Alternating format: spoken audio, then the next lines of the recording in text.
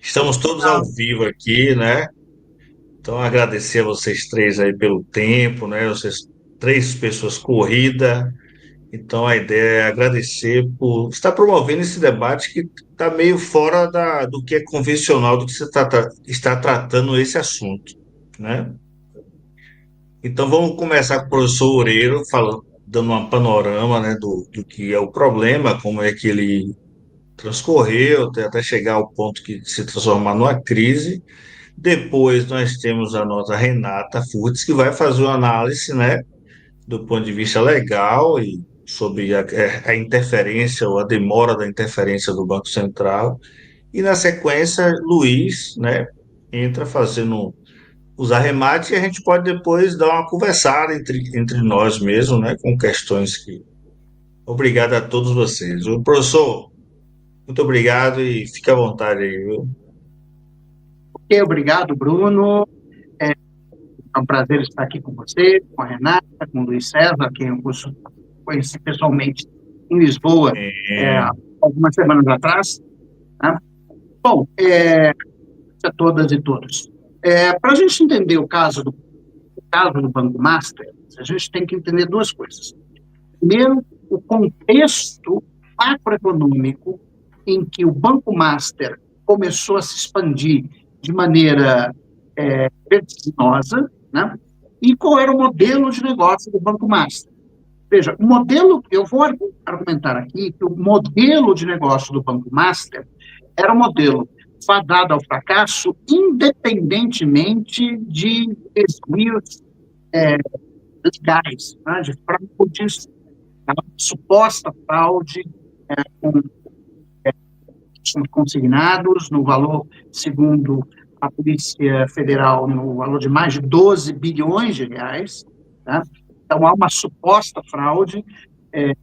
Sobre isso eu não vou comentar, porque não é da minha expertise, mas eu vou comentar sobre o modelo de negócio do banco, que levaria, mais cedo ou mais tarde, a uma liquidação extrajudicial.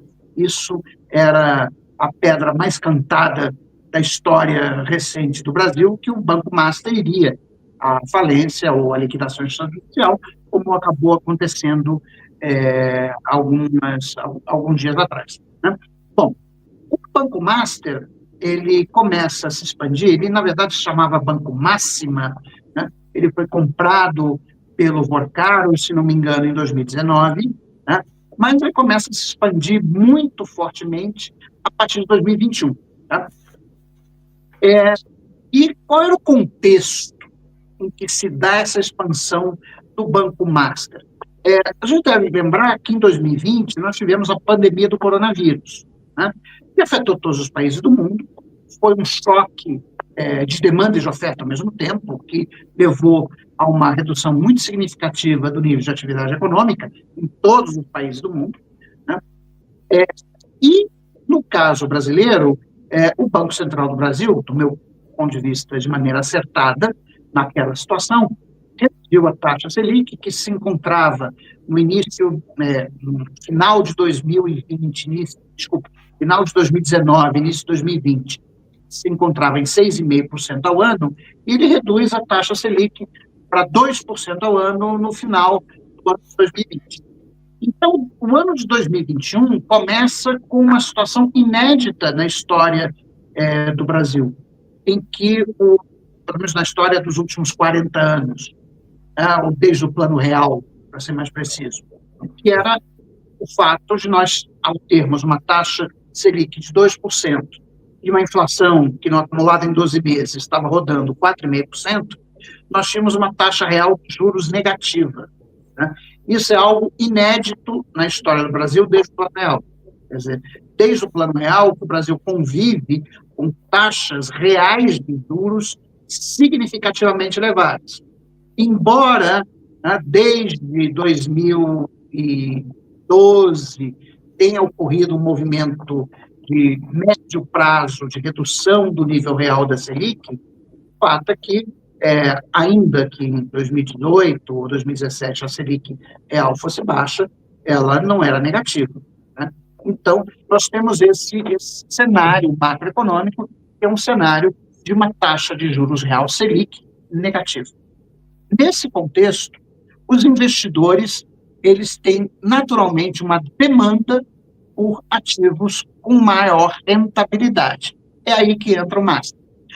O Master começa a vender certificados de depósito bancário pagando acima da taxa de mercado, que é medida pelo CDI. O CDI, é o Certificado de Depósito Interbancário, ele mais ou menos acompanha a taxa Selic. Tá? É o custo de captação dos bancos, né, no mercado interbancário. O Banco Master começou a oferecer CDBs a 120, 130, 140% do CDI. Bom, mas se você está captando recursos, uma taxa de juros acima da taxa de juros de mercado, para que você seja capaz de remunerar os investidores à taxa que você está prometendo, você tem que investir em ativos que estão mais rentáveis do que simplesmente comprar títulos do governo, né? Eles vão pagar a taxa Selic, que, como eu falei, naquele momento era não só baixa como negativa em termos reais, e você vai ter que aplicar em ativos que são mais arriscados ou pouco líquidos. É exatamente o que fez o Banco Master. O Banco Master, do lado do seu ativo, ele aplicava basicamente em duas coisas. Ele aplicava na compra de precatórios, tá? Que são, e a doutora me corrija se eu estiver falando alguma bobagem, mas são dívidas já reconhecidas judicialmente, né? Dívidas, em geral, do governo federal, dos seus fornecedores, né? Que já foram reconhecidas judicialmente, mas que o governo ainda não pagou. Ele tem, a princípio, tem um prazo para pagar, etc. Né? Então, o que acontece? Você é o dono de uma empresa que fornece presta serviços de limpeza para a Universidade de Brasília. Né? Bom, e aí a Universidade de Brasília, e aqui eu estou colocando hipoteticamente, só porque é um exemplo, não estou vendo que isso aconteceu com o UNB, para deixar bem claro, mas a Universidade de Brasília, por questões orçamentárias, ela não pagou a empresa que faz a limpeza, né, da universidade. Né? Então, a empresa judicializa isso, etc. Tal, então, o governo federal tem que pagar, digamos, R$ 1 milhão para essa empresa que prestou serviços de limpeza na Universidade de Brasília, e quem diz Universidade de Brasília podia ser o Ministério da Fazenda, qualquer outro órgão do governo, qualquer outra autarquia. Bom, então, você judicializa, você ganha, então, portanto, você tem o direito de receber. A questão é, quando é que você vai receber? Pode demorar pouco, pode demorar muito, isso vai depender, muitas vezes, do calendário de pagamentos do Ministério do Planejamento, né, que obedece